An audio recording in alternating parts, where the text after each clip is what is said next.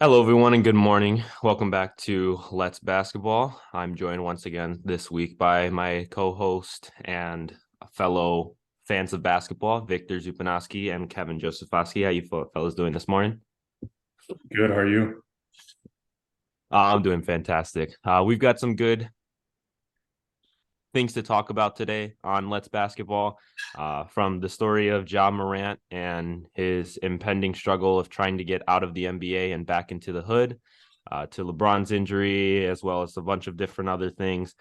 We've got a lot to get into, so let's start off with the probably most probably one of the biggest headlines I feel, or most interesting and unique headlines I think I've heard of in the last few years with Ja Morant and essentially throwing away his NBA career, throwing away his future and success to prove something to who knows who. So I guess we'll want to get our first initial opinions of the situation.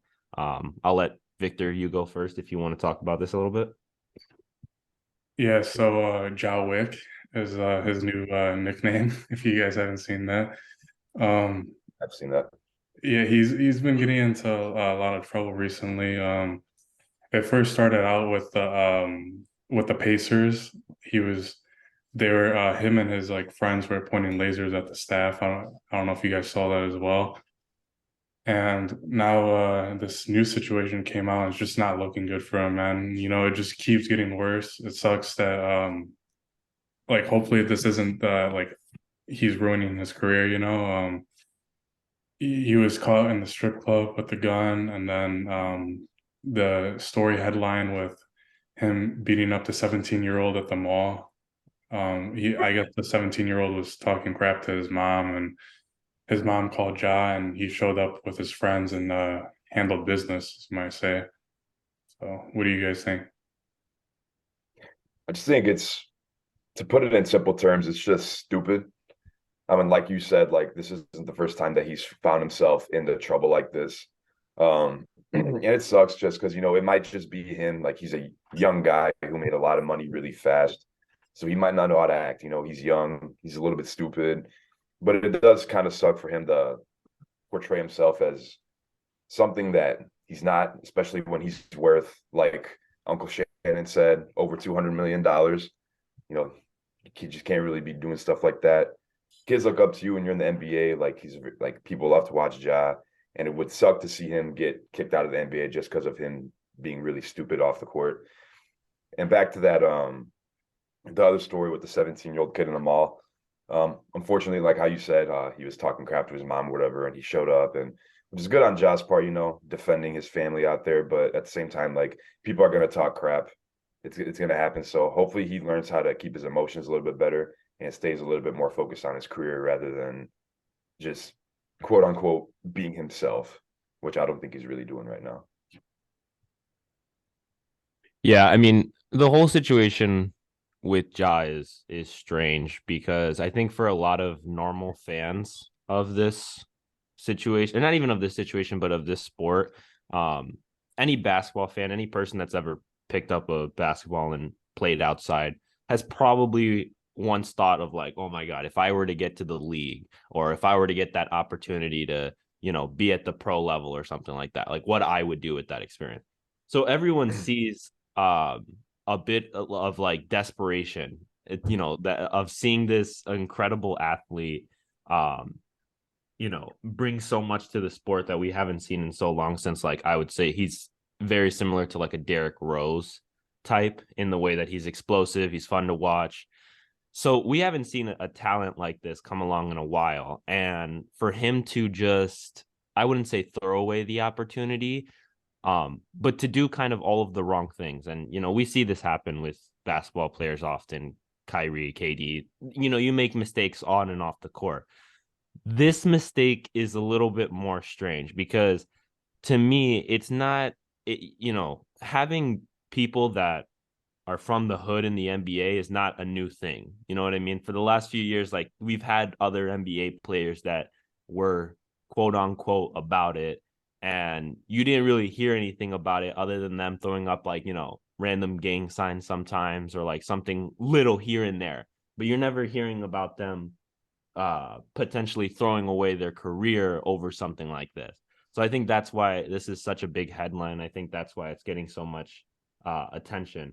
That being said, I don't know if you guys saw, even in addition to him, what's it called? Because now we have to distinguish between the two incidences, right?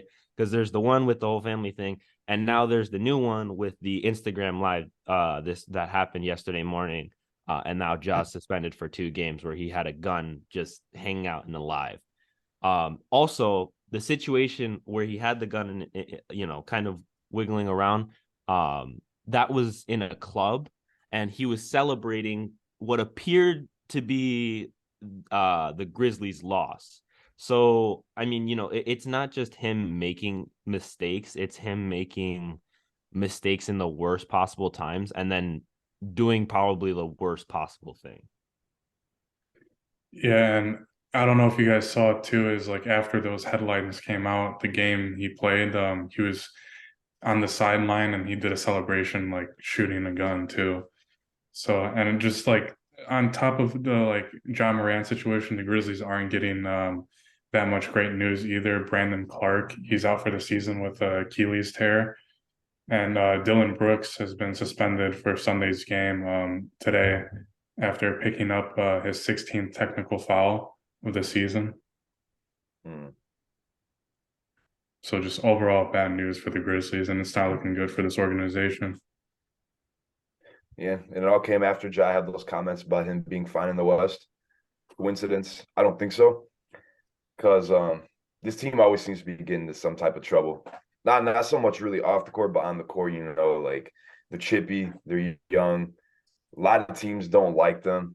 I remember Dylan Brooks said something a while back. He said, "It seems like everyone always has beef with us," but I don't really think that's it. I think most of the stuff that the Grizzlies do is instigated by them, mostly by guys like Dylan Brooks, who just aren't that good at the sport, but are really good at just starting stuff. Now, obviously, Dylan Brooks is a solid player, but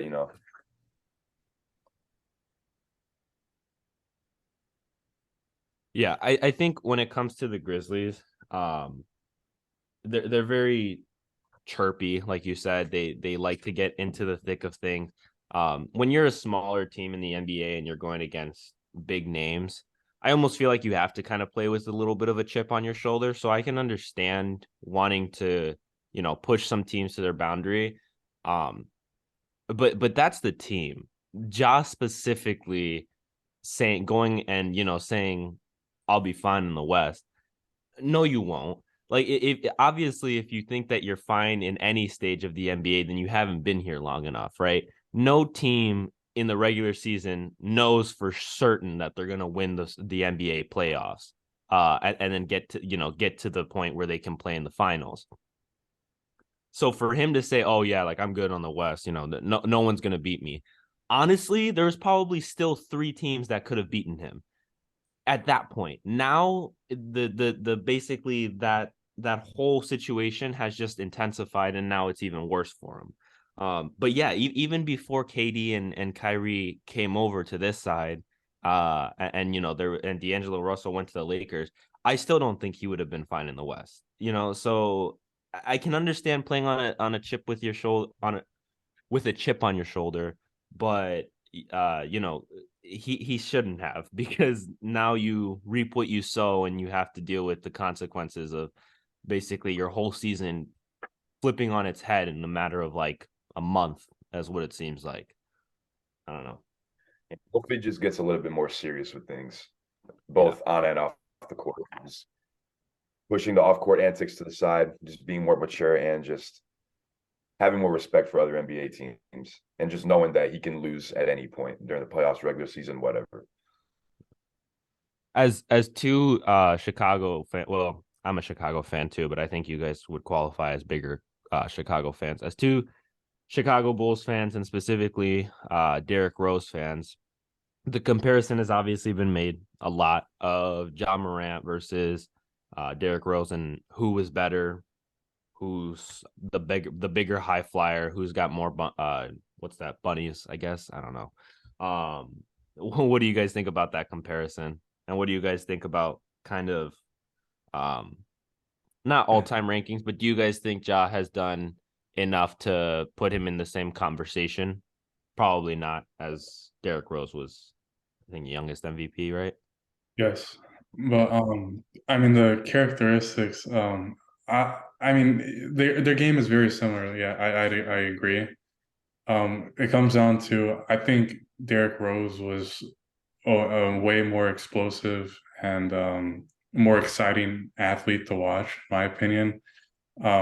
I just loved watching Derrick Rose's highlights and watching him play on the Chicago Bulls. It was always exciting to watch. And there's been many interviews in the past and like podcasts of like NBA players talking about how they were scared of playing Derrick Rose. Like people would fake injuries to not play against him. So I think that just shows you that like who is better in their primes, and I think it's Derrick Rose right now. I mean, if Ja gets this situation out and he clears it and gets his mind focused on basketball, I think maybe he could potentially pass Derrick Rose. But right now, I think for prime and all-time rankings, I would have Derrick Rose ahead of John Morant. I do like the comparison between the two. Like you said, like they do have a lot of similarities in their games. Young, explosive point guards that like to jump with anybody. As far as leadership goes, I feel like Derrick Rose was able to lead a team better. And it sucks that obviously Derrick Rose's career got short. We didn't really get to see his full potential, everything he could do for many, as everyone knows, just the injuries just caught up to him, which is like, again, very unfortunate. But yeah, I always felt like Derrick Rose was able to lead a team a lot better than John Morant can so far. I mean, Derrick Rose's, I believe it was either his rookie year or his second year in the NBA when the Boston Celtics were one of the top teams in the leagues. Derrick Rose's first playoff series as a first or second year player, he took that Celtics team to 6 or 7 games in the first round with no disrespect to Derrick Rose's team at the time, but the Bulls weren't amazing. The second best player was Joakim Noah, who was really good at defense. And they had guys like Boozer and Luol Deng there. But he was able to challenge that Boston Celtics team with Pierce, Garnett, Allen, Rondo to 6 or 7 games in his first playoff series. And John Morant, I would probably say that the Grizzlies team he's on right now was overall better than the Bulls teams that Derrick Rose was on. Just because, again, the players were overall better. He had guys like Desmond Bain, or John Morant has guys like Desmond Bain and Jaren Jackson. And that Bulls team was good, don't get me wrong, but I felt like Derrick Rose like leading that team farther. To me, I would say overall he's better than John Morant right now, but it's not crazy to me if John Morant does pass D Rose in all-time rankings. Yeah, I agree with that a lot. I do agree. Derrick Rose, his team, compared to John Morant's team is way better and more skilled, in my opinion. I mean, and Derrick Rose's ability to carry that team was amazing. And what do we think about like kind of what this whole situation means for Ja and his career deals? Because, as we saw, Kyrie lost his deal with Nike and now he's putting tape over his shoes. Which, by the way, have you guys seen some of like Kyrie's shoes with the tape over them or no? Yeah, I've I seen. saw Okay, yeah. Those I actually really like. I don't know. I've always liked Kyrie's. They fit well. And I don't know. I hope he kind of comes out with another shoe, honestly, with another brand. But what do we think about John Morant potentially losing a $200 million contract with Nike? I think was the number. Maybe even 300 million. If any of us were given that much money, um, I seriously doubt that we would be doing what he's doing right now. But I kind of want to get your guys' opinion on like, let's put ourselves in that situation. We're an NBA player. We have a certain group of friends that we hang around. Is it at all possible for you guys to put yourself in a position where you can understand where Ja's coming from? Or are you guys on the basis of like, no, absolutely not. Like you're throwing away basically everything. And then I also just want to get your opinions on what you guys think about him losing the Nike deal or potentially losing the deal.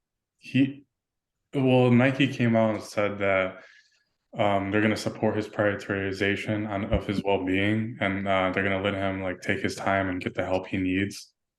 So they haven't like completely cut him off yet. I mean, I think they're gonna let him try to redeem himself, and then if that doesn't work, then I think they can go towards the like Kyrie route they did.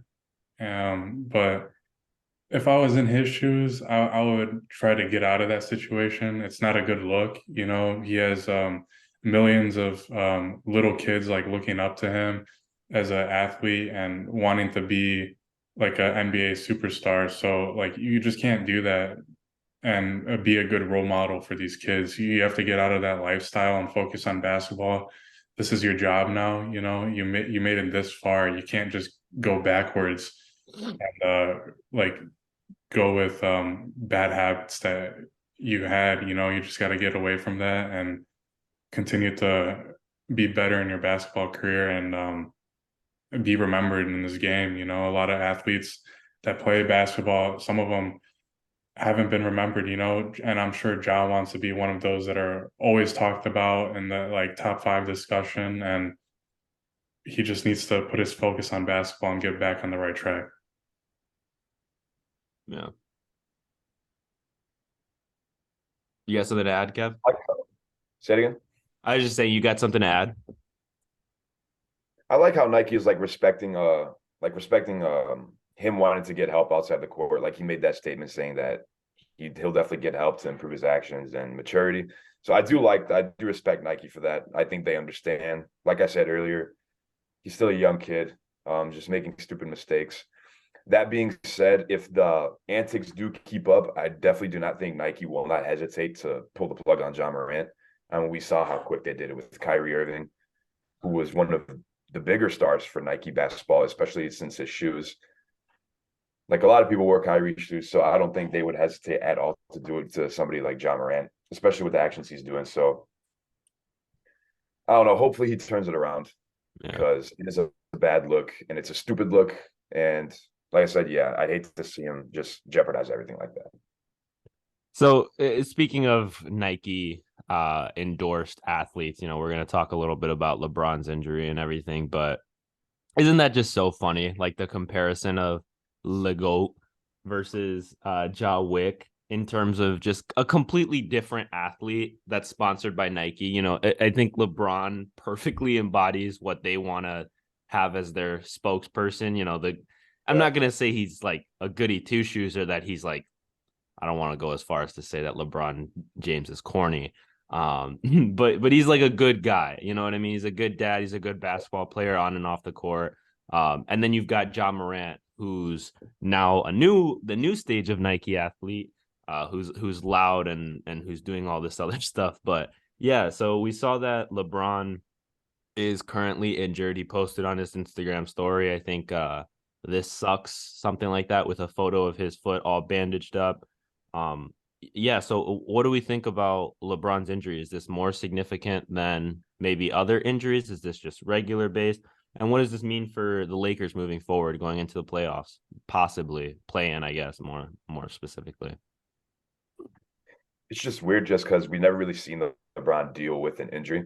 I think the last like injury that he had, or really like the first injury that he had, was his first season with the Lakers when he was out about half that year for that groin.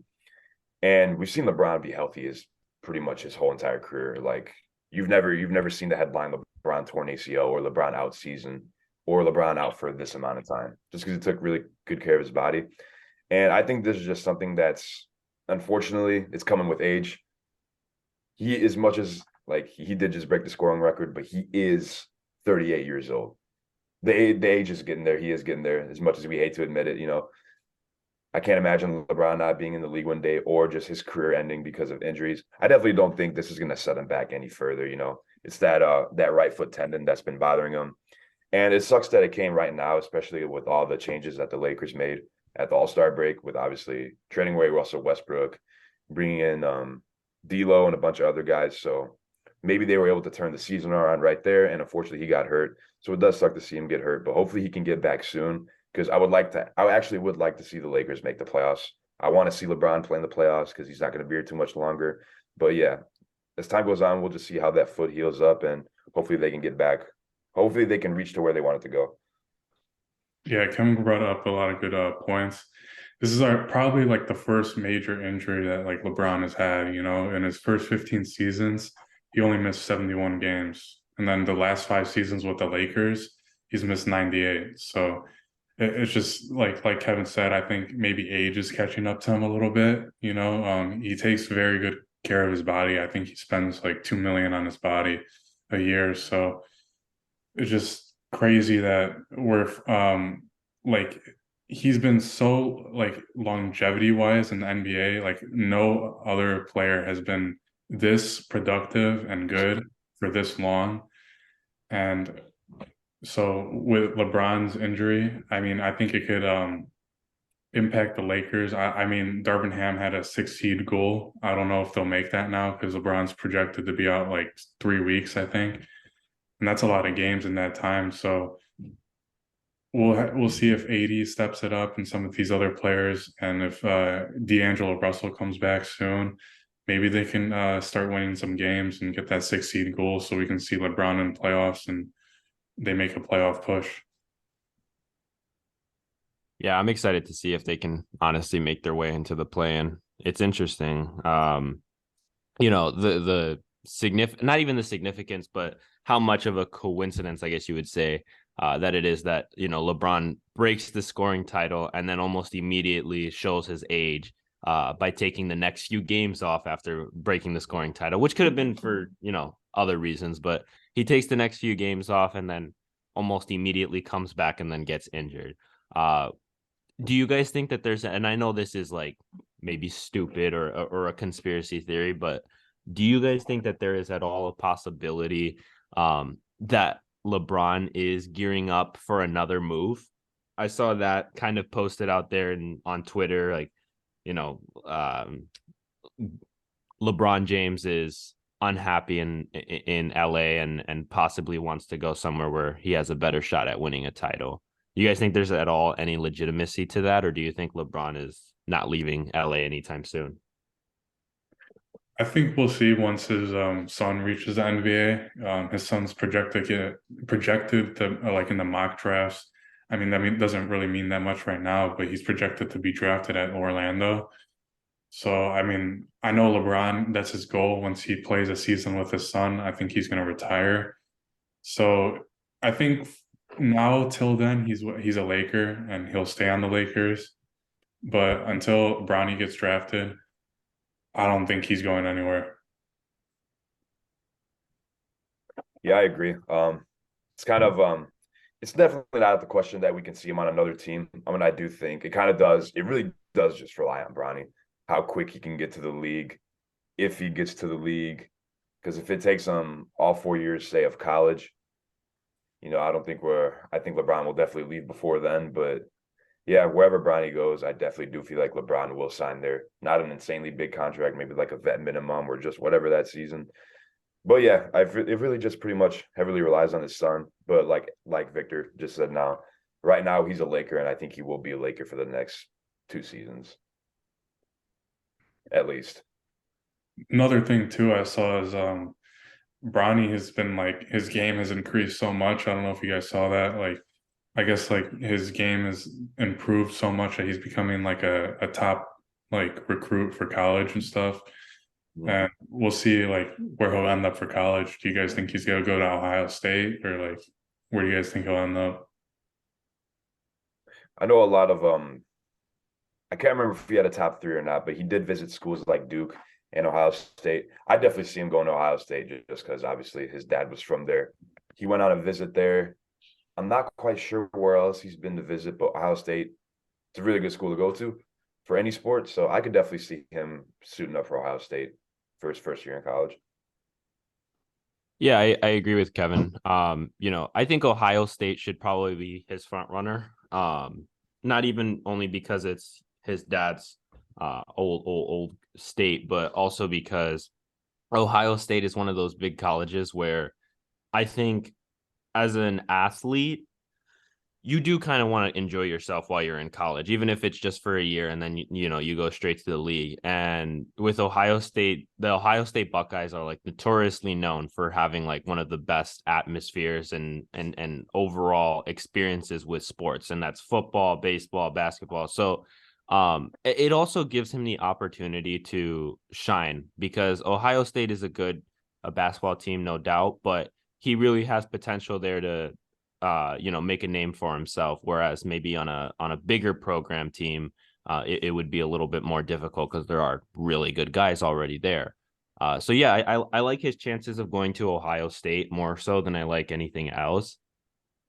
We'll just have to see. I think. Do you guys think he's a 1 year and then straight to the league type of player? Or do you think he might need more than 1 year? I think he might be a one and done. You know, if he's playing as good as like everybody's saying right now, and his game has improved a lot, I think he could potentially be a one and done. I mean, maybe if he could be a 2 year and then go somewhere. I mean, go to the NBA, but right now it's projected that he's a one and done. What do you think, Kev? You think he's a one and done, or you think he's got 2 years in him at college? I think he can definitely be one and done. I seen a Twitter article the other day, and it basically spoke on Bronny's game and how he's improved so much like throughout high school and how good his team is doing right now in the California State playoffs. And in the article, they said something really interesting, which actually makes him a very valuable player about how he's becoming one of the better or the best on-ball defenders in all of high school basketball, which is already that's being able to play defense is going to get you on the floor at any level of basketball, whether it's high school varsity to D1 to the NBA. So it's a really valuable skill that he has. Just being able to play defense and being able to guard someone definitely holds value to you. On top of that, I'm pretty sure he plays the point guard position. He can distribute the ball well. He can shoot. So I definitely do not see why he shouldn't be able to go one and done. Yeah, absolutely. And to your point, um, like you said, offense wins basketball games, defense wins NBA championships. So, it's a good skill to have, no doubt. It's I won't say it's rare in a day and age where the 3-point line has become the new normal for NBA athletes, and scoring 3 points isn't that far-fetched, and scoring 40 and 50 isn't that far-fetched. It's still very special when you have an athlete that can score 71, as Damian Lillard did just a few days ago. We knew that Damian Lillard was already really good, and we knew that he was going to probably do something like this eventually, or if not again, because this isn't his first game over like 60, right? I'm not too sure on that. He's I had think he had, multiple points. I don't know the exact number, but we've seen him pop off like this before. yeah, no, for sure. But to score 71, one more point than Devin Booker, who was, I think, the most recent player that I've seen, at least on a headline, score like 70. Well, Donovan Mitchell just did it like a couple months ago too. Yeah, he did too. But yeah, what do you guys think about, does this, I mean, I don't really think that scoring 71 points means anything to like the season overall. Like I said, we know Damian Lillard's good. But how do you guys think, what do you guys think about this game and about that 71 points? I mean, he put on a show, he went off. I feel like he had a lot of like hate in the recent years, like Portland's not going anywhere. And he was saying in that podcast that like, you don't want to see me, he was like, you guys better pray that I don't win an NBA championship. So I think this was just all fuel for this to come, like for this 71 point performance. And I thought it was funny too with Donovan Mitchell. His mom texted him saying like, Dame had 71, you got to get 72 now. So now it's kind of like putting like a competitiveness in this in the NBA. So maybe we'll see Donovan Mitchell or some of these other basketball players put up more than 71. I think we're getting closer and closer to seeing someone definitely breaking Wilt's record of 100 points in a game. If more and more players are getting these like high scoring numbers such as 70. Yeah. I don't know if you guys were watching the game live at all or seeing the highlights, but yeah, I was watching it and literally he couldn't miss. Obviously, scoring 71 points, you're probably not going to be missing very much, but I have some numbers here. And from the game, he shot 22 of 38 from the field, which is very good if you're taking 38 shots in the game, making 22 of them. Overall, 13 of 22 from three, which 13 threes in the game. That's just 39 points just from three-pointers right there. So already more than half of his points. 14 of 14 from the free throw line, and his true shooting percentage of that game came out to be 80.5%, which is the highest true shooting percentage in a game of all time, especially for a game that's over 70 points, which I don't know how many people have. I know people have scored 70 before, but it hasn't happened too often. But yeah, I mean, the numbers are there. Shooting in a true shooting percentage of 80% in a game is absolutely insane. Again, it's just Dame doing Dame things, pulling up from just about wherever he wants. We see him in the All-Star game, pulling up shots from half court in the bubble. He was doing just about damn near anything he wanted to do. And yeah, I think Damian Lillard has definitely established himself as a top 5 shooter ever. Yeah. Just as far as how efficient he is, his range. Like, this is definitely a guy, when I look at every single player in NBA history, this guy is definitely a top 5 3-point shooter and overall shooter of all time.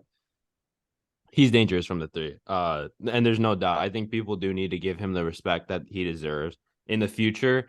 Only time will tell, once we start looking back at the old tapes, if Damian Lillard will still be in that conversation. But as a fan, I absolutely agree with you. I think he is one of those clutch athletes that you want the ball in his hand in that moment. Yeah, no, absolutely. One of the things that I wanted to kind of do real quick, because I think it's sort of fun, is as two people that have played basketball, right? And even myself, in pickup games, can you guys speak to how hard scoring 71 points is? Because, we know that scoring 30 in a basketball game right now is difficult, let alone 70 in a professional NBA game. So I want your guys' opinion on that. But I also want to hear, and I don't care if we can cut this if you guys want. It's kind of stupid, but do you guys think personally that if you were given the full length of time of an NBA game and you were facing people that were 6 years younger than you, all 6 years younger than you, and it was just you on the court, do you think you could drop 71 on a full length? And they're playing defense. It's like a 14-year-old AAU team, right? So again, I want to hear your guys' opinion on first thing that I said and then the second. Well, how you said scoring 70 points, like, my overall opinion on it, it's pretty crazy considering back in my playing days, which wasn't that long ago.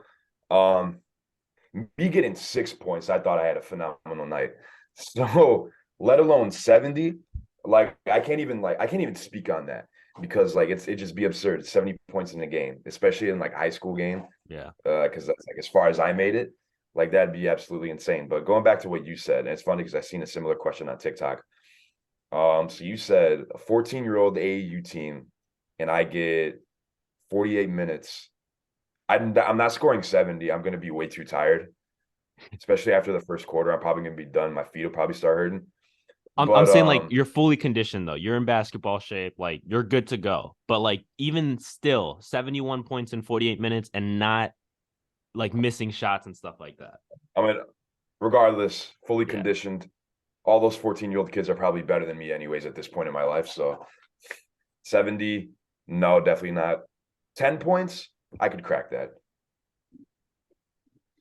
You said 10 points. I could crack that. What about you, Vic? What do you think? You think I could feed them 10, maybe like eight boards or something. But Man, I'll have a good game.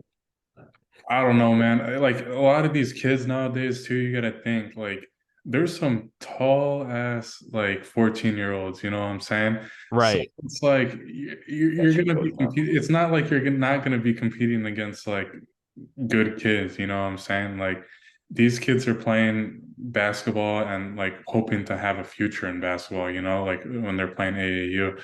So you're gonna go against some good 14-year-olds, you know, like I don't think like the age is that big of a difference, you know. I think maybe like I would be happy with like getting 10 points. There's no way I would get 70, you know. I'm not Luka Doncic, you know, I'm not Jason Tatum or Damian Lillard or Kobe, you know. I'm not any of these athletes to be putting up 70 against these kids. Yeah. And if you job me into that game, it would be a very unskilled 30 or 40 points if I would ever get it because I'm playing straight bully ball. I mean, I don't think there's many 14, 15-year-old kids stronger than me. So I'm posting up on the block like this, feed me, and I'm going to try to get as many points as I can. But even then, I still feel like I wouldn't get that much. Right, because you got to think about, like actually making your shots too, because then that becomes another ball game. You got ball pressure, even if it's from a 14-year-old, it's still ball pressure, so it still becomes difficult. That's y'all. Me personally, I'd bust some 14-year-old's ass. That's just a 14-year-old team. I'm breaking 3 digits. I'm going for 100. No, obviously not. But what's it called?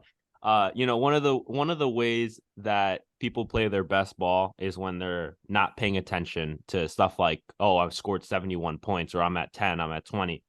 One of the players that's most efficient in that way and really good about just getting the ball and doing basically just having good basketball IQ. Whatever's needed at the moment, that's what he does. And his stats end up proving that he was the best player on the court.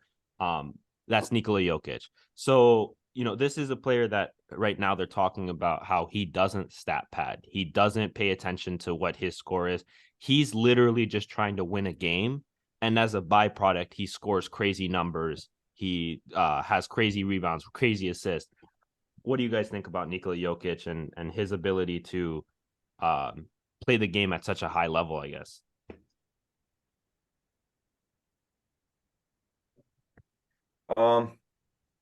Jokic, man, he's simple way to put it, playmaker. When the ball's in his hand, which is most of the time on offense, stuff's gonna happen. He's probably the best passing big man that we've ever seen. Like I'm gonna say that right now. I've never seen a center be able to pass. Like just even like the videos on Instagram, like he'll be posted up on the block, he'll have the ball, and then he'll throw it like this to the complete other corner to someone that's wide open, and they end up making the shot. And as far as the assists go, he does have good shot makers on his team. Right now he is averaging 10 assists flat, which if he keeps up his current rate, he's going to be the first center in NBA history to average a triple double. And then of course, Kendrick Perkins had to say something about it with his whopping career average of 2 points per game. So it's kind of funny to see his opinion on stuff like that, just because he wasn't very good when he played. He said Jokic is stat padding, and he said, "Oh, he pressures his teammates into shooting shots. They're not even good shots, just so he can get his assists." That's just being an idiot to me. Like if you have a guy like Jokic distributing the ball, damn near whenever they shoot a three, it's a very good shot every single time, except Michael Porter Jr. I think his A button on his controller has been a little bit broken recently. So I'll say for him that he shoots a lot, but as far as Jokic stat padding, I don't really think that's true. He's averaging 24 points a season, which is actually the least he's averaged these past 3 seasons. So the distributing of the ball has become more, especially with Jamal Murray coming back. So stat padding, I don't think so, but maybe you guys have a different point of view on that, but that's mine. No, I think you brought up great points, man. I don't think he's stat padding. I think he's just playing the game and letting the game come to him, He's proving that like, he doesn't look like he plays basketball, like how he said like in the interview. He doesn't like he wouldn't want to be like he doesn't look like he should be first pick, when you're Yep. picking these NBA players. And he's just proving that like you can be unathletic and if you have like good footwork and like the good like key fundamentals of the basketball game, you can be great in this sport and be dominant. And he's proving that the Nuggets are first in the West this year, and this might be the best team the Nuggets have had in recent years. If Jamal Murray was healthy in the previous years, I think the Nuggets could have been more scary, and we could have seen them have a deeper playoff push. But that injury with Jamal Murray, and it's all coming together now. So we're now finally seeing this Nuggets team at a high power, and we're seeing them at their full potential. Mhm. Yeah, and It's also about I time. don't. Oh, sorry. Go Go ahead. ahead, Kev. I was just gonna add on top of it. You can go ahead. Um, Well, no, I was just going to mention to your point about, putting other players in bad positions to shoot. Um, I mean, I think it really kind of falls down to whether you're a fast or slow tempo kind of basketball team, right? We know that Golden State is a fast offense. They play, um, they basically play with a pacemaker in the back of their head because they're playing fast. So and the game of basketball is notoriously fast. It also depends on who you're playing too. So when you're in a position like Nikola Jokic and you see a player that's open at the three or at the top of the key or wherever it is, right? You're going to make that pass to him, and it's his decision whether he passes out of it or he shoots the ball. And they probably train those shots over and over again because what they're trying to do is get the coverage to come towards Jokic and then pass the ball out, right? That's how every team's going to play when they have a good big man.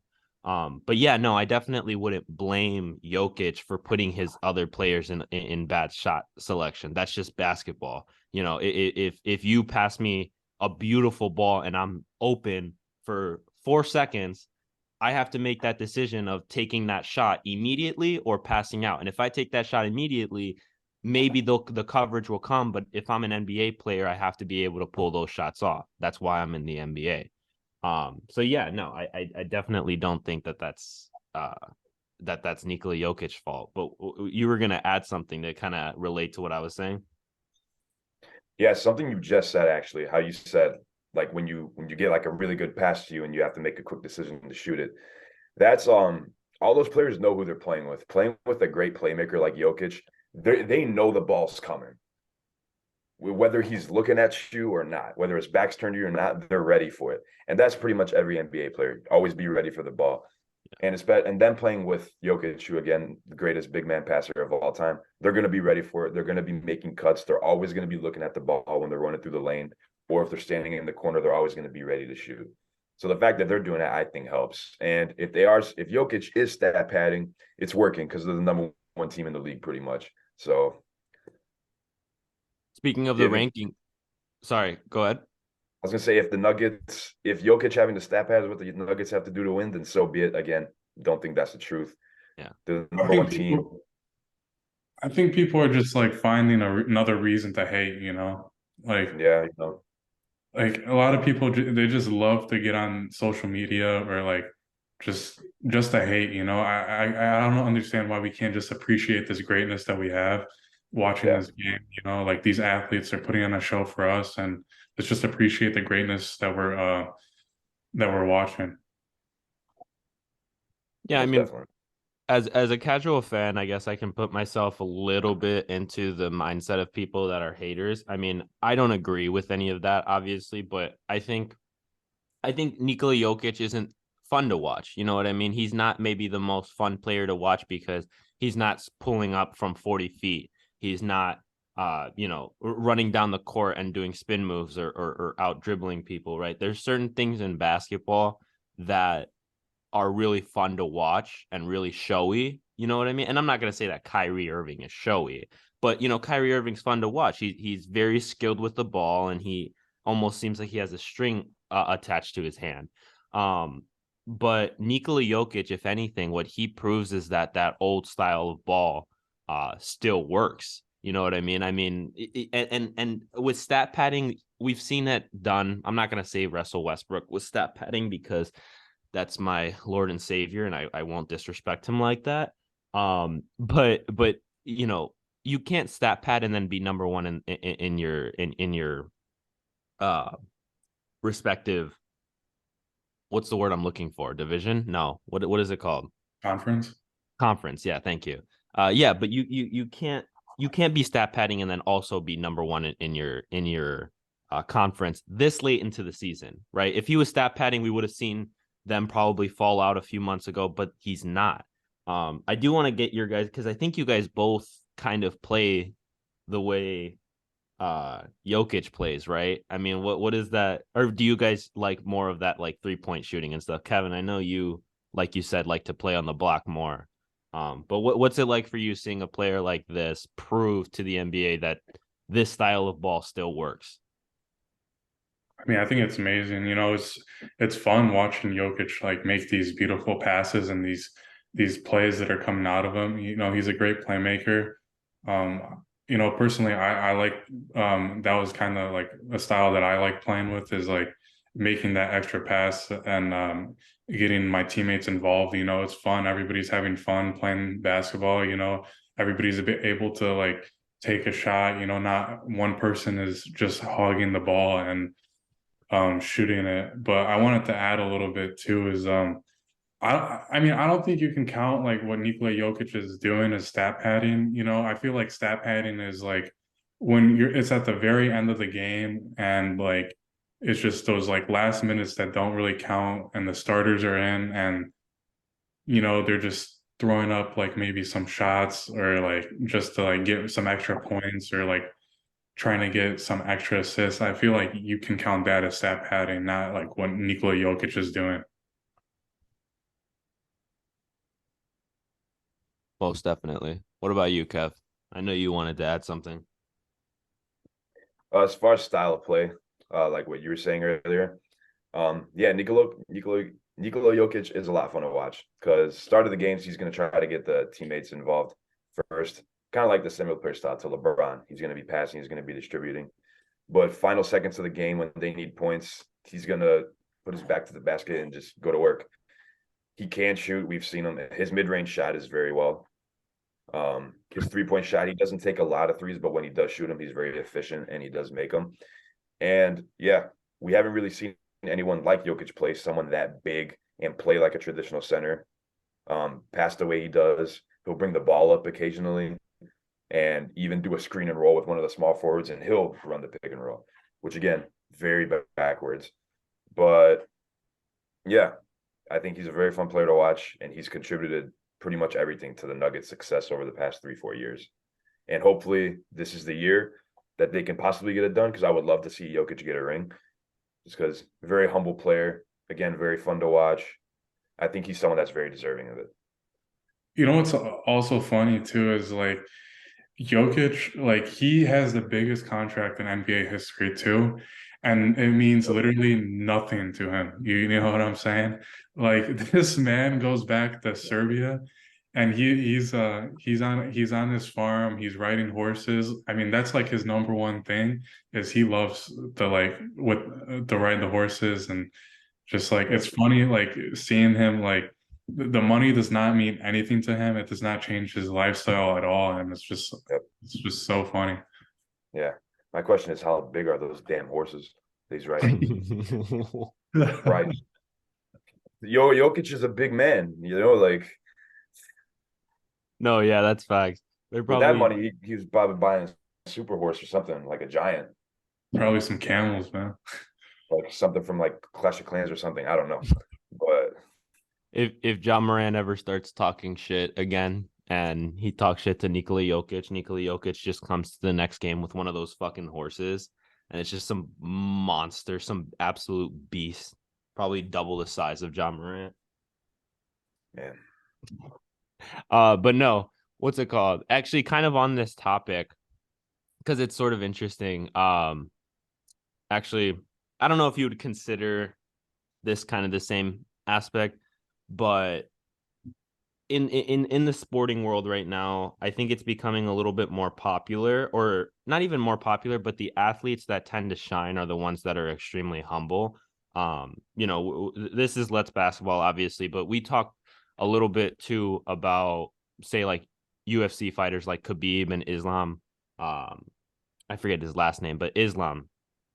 These guys, right, that they train, they prepare in very, let's say, harsh conditions, and their teams, their camps, and as an individual, they're very respectable, right? And we kind of see the same characteristic in Nikola Jokic, in Giannis, in other players. So, do you guys think that plays a factor at all of, coming from areas like that? being from different areas, obviously, Jokic was raised very different compared to anybody outside of maybe an American basketball player. And like you said, it's a good point that you brought up the fighters. Like like Charles Oliveira, for example. He grew up in Brazil, not at all the best area to grow up, especially where he grew up. So I think it does bring a sense for him of being disciplined and just them being grateful for being the sport that they're able to play. Obviously, they're taught a very different point of view of the game. And like I said, how they're raised and like where they're from, I think definitely plays a part into it. Yeah, because even guys like, Luka Doncic too, he has a little bit of a chip on his shoulder, but foreigners seem to have a little bit more maybe respect, you could say, um, in their individual sports, and it seems like they have a little bit more of like a level head to them, and I think it directly translates, right? Because we've seen that they can win world championships in the UFC. We've seen that they can win the MVP title 2 years in a row and maybe even a third. So you know what I mean? It's I think it definitely plays a factor. What do you think, Vic? Yeah, I mean, I do think when these players from other countries come to the league or for UFC, they definitely have a chip on their shoulder. They're playing for something, you know. They're not only playing for themselves, but it's like almost like they're playing for their country as well, you know. Like they want to bring more awareness and like proof that they can hoop, you know, that like that these international players are only getting better and better, and I feel like their motivation comes from like having almost nothing, you know, and just like that fuels them to want to keep playing better and better. And we just keep seeing that in the NBA now. Like all these international players are playing great, and it's great for the game too. Yeah. I like how you brought up how those international players love to play for the country, rightfully so. Luka Doncic even said it himself. He'd rather win a Olympic gold medal for Slovenia than an NBA championship for the Dallas Mavericks. And in return, I definitely see what he means, just because it's not like it's LeBron saying that for United States, who they obviously they're favored to win. So I definitely see how Luka Doncic winning a gold medal for Slovenia would mean more to him than winning an NBA title for the Dallas Mavericks. So it's really cool to see them represent where they're from, and then just that level of competitiveness they bring. Love to see it. Yeah, no, absolutely. And it's like you said, I think that's a really bold statement to make. I didn't know that Luca went on record saying that, but yeah, no, it absolutely makes so much sense. And then you have this league that's so funny because it's so polarizing, right? Because you got one guy that's you got Luka Doncic who's playing for his entire nation of Serbia, and then you've got John Morant who's playing for Oblak now. So it's I don't know, it's very weird. But clearly one side works, right? Clearly the whole respect people, train well, don't allow yourselves to lose yourself to the world, basically, right? Don't be in clubs. Don't I mean, you can obviously be in clubs and bars and stuff like that. I'm sure Luka Doncic and Nikola Jokic do that, but doing that stuff in excess and doing that stuff too much and then being on social media too much, it's damaging for a basketball player. And I think that their ability to seclude themselves from that and live a good life as a foreigner, that mindset helps. You know what I mean? I think that mindset helps a lot, and we've seen it with other players before. This isn't the first time. Yeah. So we talked a little bit last week about load management and kind of what that meant for NBA teams. But recently there was a comment that Paul George made to ESPN. He kind of blamed AAU teams. What do you guys think about kind of that? Um, it wasn't it got a little bit mixed up, but so I wanted to get your guys' opinions on like what side you guys are on. So Paul George, and I agree with this side. And it's kind of what Kevin said last week, and it makes a lot of sense. You know, Paul George was saying that now teams don't really practice. You know, they lost the art when it comes to hard practicing. And back when it was you were practice hard, you got a game. And they think giving us time it helped manage our bodies, but honestly, it's making us weaker. And I have to agree with that. You know, these athletes they're getting more rest. Adam Silver has he's been like promoting a lot of rest for these athletes, which in theory, it sounds great, but I think it's leading to more injuries. And then for the AAU side, some ESPN writer was saying that the current load management debate is not simply rooted in science or medicine. It's a major factor of many players now. They're entering the NBA with badly broken bodies because of the AAU. So I was wondering what you guys think about it. Load management's a huge topic for the NBA. A lot of people are talking about it. You know, Charles Barkley, he's had debates with Stephen A about it. What do you guys think? What side are you on? So it's pretty difficult, like looking at both sides, but I'm definitely on the side with Paul George. I saw the article. I saw an article earlier this week about when he made the comments, and I did see how he said that teams barely practice anymore, which to me explains everything why these players are getting hurt all the time. I mean, me growing up, every coach in every sport that I've ever had, both soccer, football, and basketball, they've always said, practice like you play. Treat every practice, even before game day, practice hard.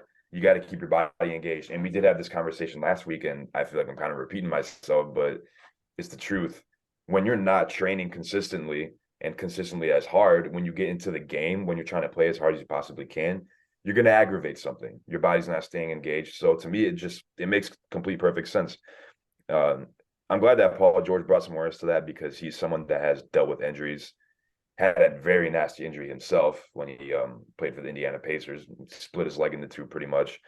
So I'm really glad that players like Paul George and Anthony Edwards even and Charles Barkley are bringing awareness to this load management issue because I definitely do think a lot more players are getting hurt from taking more time off.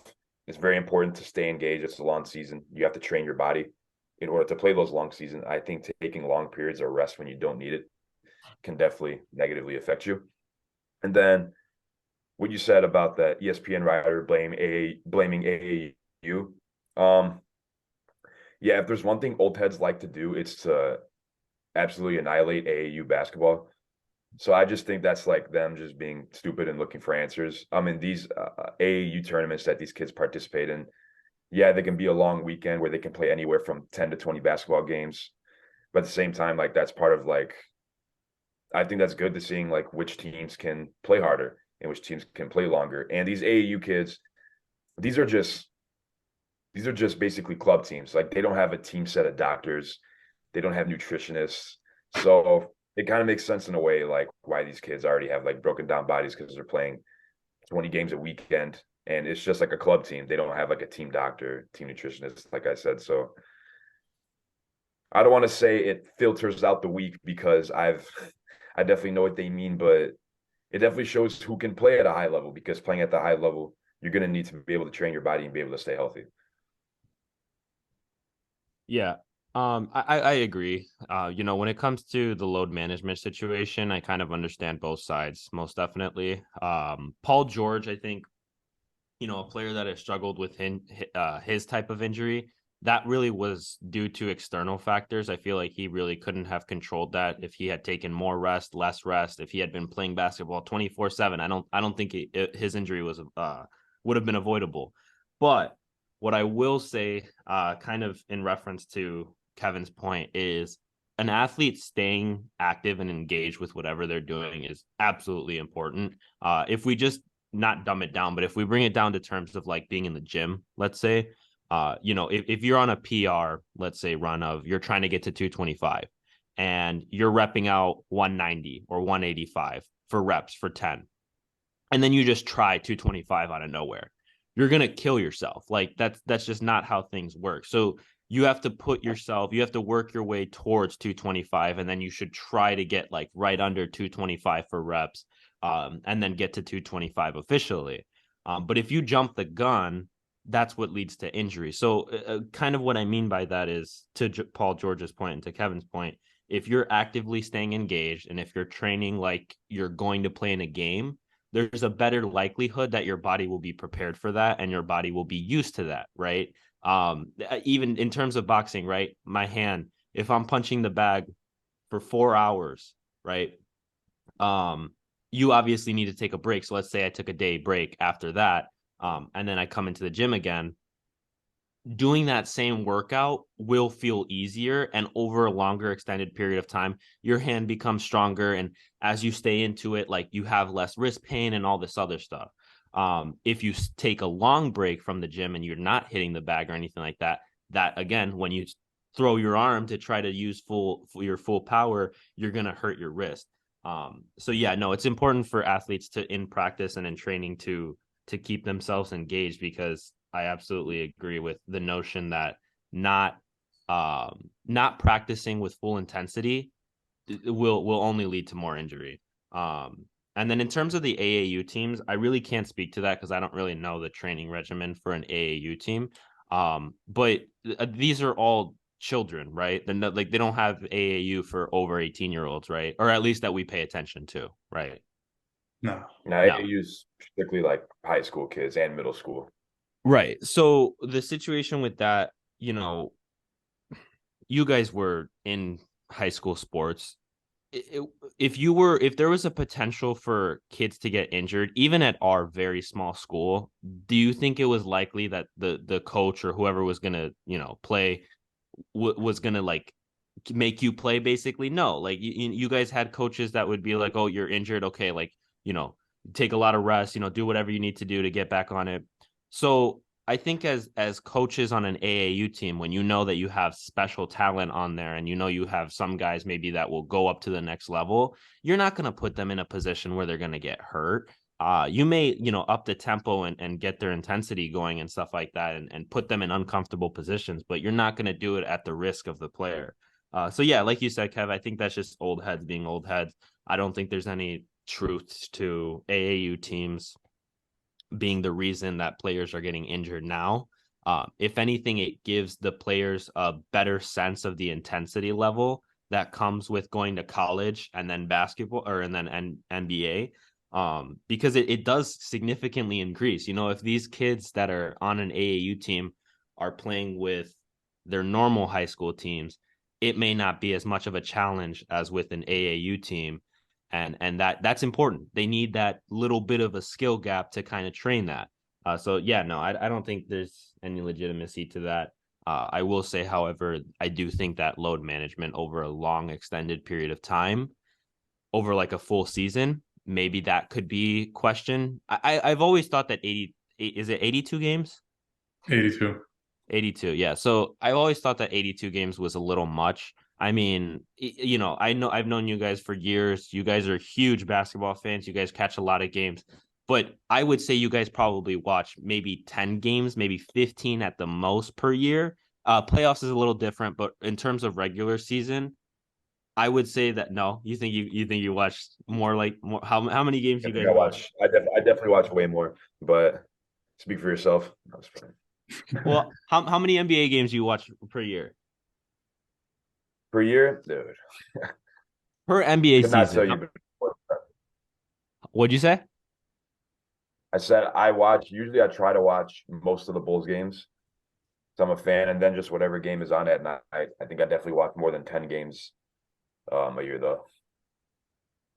But I don't know. Like I said, I can't put a number on it. I really have no idea. I never thought about that question. But What about you, Vic? How many games do you catch a year? Yeah, I have Regular season.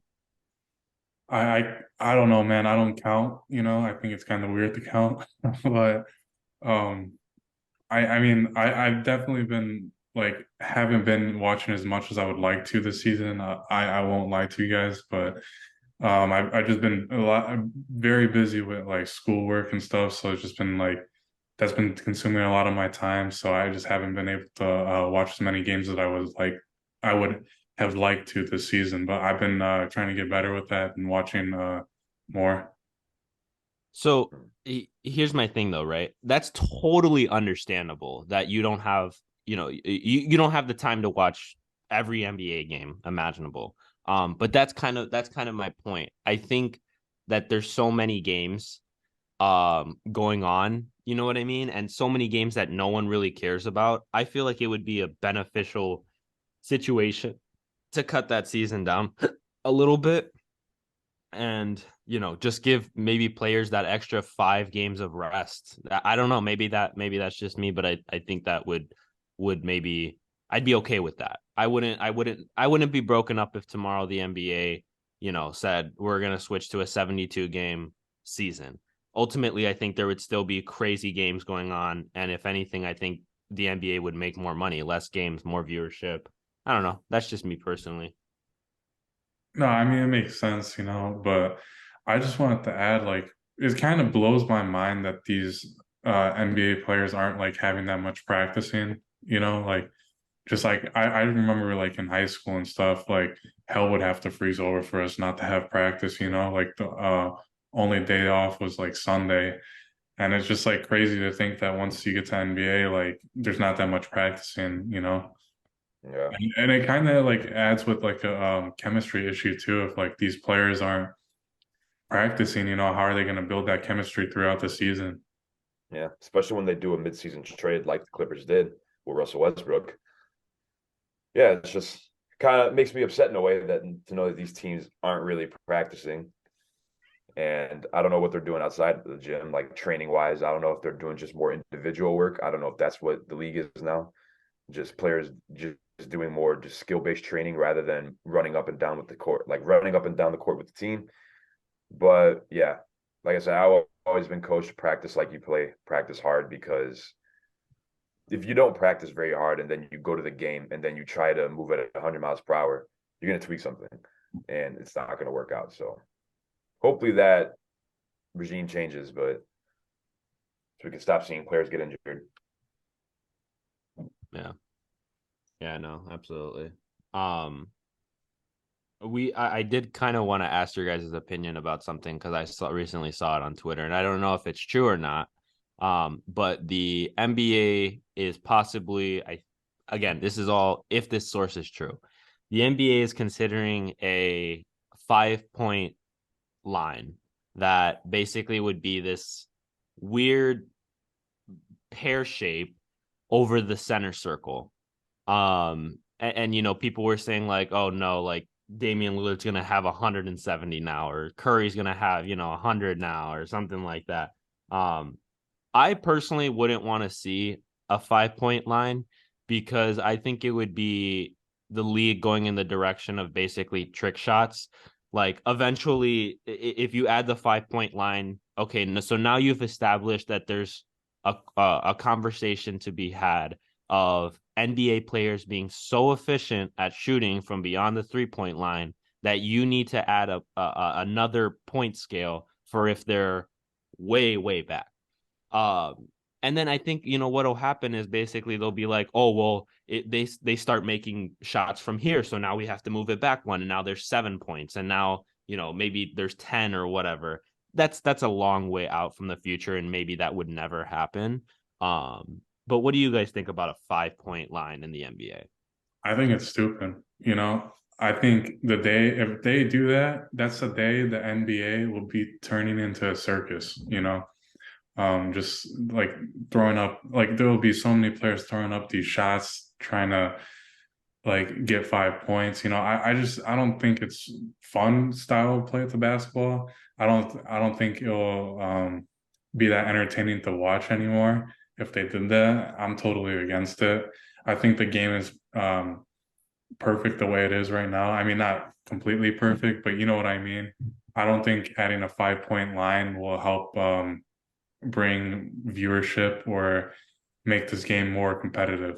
I think it'll become less competitive, and I just don't see the NBA benefiting from this 5-point line.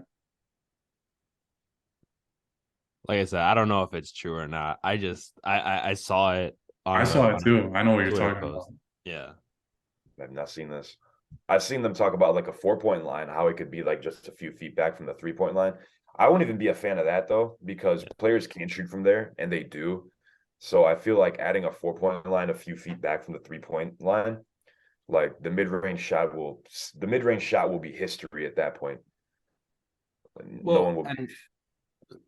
Right, that I was gonna say too, like um if you were to add an extra point like that, the 2 points becomes almost like imaginary. What the hell is the point of Luca or not Luca, but what's his name?